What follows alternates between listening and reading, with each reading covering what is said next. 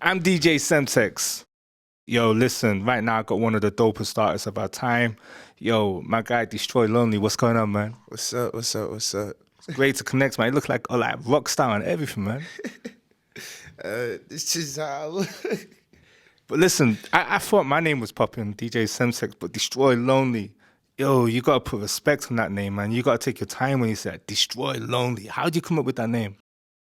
If I was to keep it short, I was going through a lot of stuff in my life at one time. So my name means a lot to me, just in a sense. Like it helps me remember where I was at and where I'm at now, and to just keep progressing and always trying to better myself in the simplest terms. Okay. Now you're signed to Playboi Carti's labels, Opium. You're rolling with the hottest clique. Like you guys are killing it. Playboi Carti, obviously, Homicide Boys, Ken Carson. How did that come about? Well, me getting in with Cardi was like probably about 2 going on 3 years now, but he just really liked this one song I had like on one of my older albums, and it led to him calling me. But the first thing he said to me, the first time he ever talked to me, was he wanted me to sign, and I was with it because who the fuck don't fuck with Cardi? Yo, that's like, yo, that's crazy, man. What's it like working with Carti? He's just a great person. You know what I'm saying? He takes his time with his music. He's just like, he's really solid on everything that he thinks about, everything that he's with and stands for. So it's like, I don't know, when I work with him, it feel like I'm working with myself.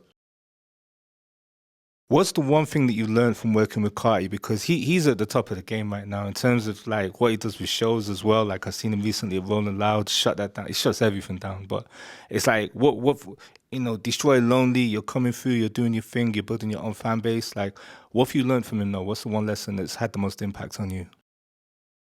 One thing that I've learned from him that just keeps me going is he always tells me to just continue to do what I'm doing and don't give a fuck about what anybody else is saying. So that's just the number one thing that I can take away from him, because even when I'm with him and watching him do what he does, that's all he does. So I guess that's what gets people where they going. No stylist, so you got no stylist? That's what you're saying? No stylist. You're saving hella money. I'm saving hella money, but I'm spending hella money too, because it's like I gotta go get all my damn self. Right. All right. What do you normally go for, man? What's your favorite drip? I just like anything black and anything that can show people who I am, like without me having to wear a logo or something. Like I came in here, you said I look a certain way. That's exactly how I'm trying to look, but there's like nothing on any of the clothes that I'm wearing. I want to know, like, what made you pick up the microphone? Well, for me, I just had a lot to say, and I had nowhere to say it. I had a lot of things I was feeling at the time that I initially started making music, and I had a real drive for wanting people to hear how I felt, because I felt like there was a bunch of people in the world that felt like me. So that alone was just like, yeah, I got to do this. Which rappers inspire you? Right now, Destroy Lonely. Back in the day, I was very heavily inspired by probably like, I want to say like a Young Thug or a Future or a Playboi Carti, and like rappers like that, people who I just feel like in some way resonate with myself. But honestly, right now, me. What was the first rapper you ever saw live on stage? The first concert I ever went to in my life was Drake versus Lil Wayne in like 2011 or like whenever the fuck that was, and that changed my whole life. For real? Yeah. All right. And then I heard your pops is in the rap game as well, right? 100%. 100%. My pops has been doing it for a while.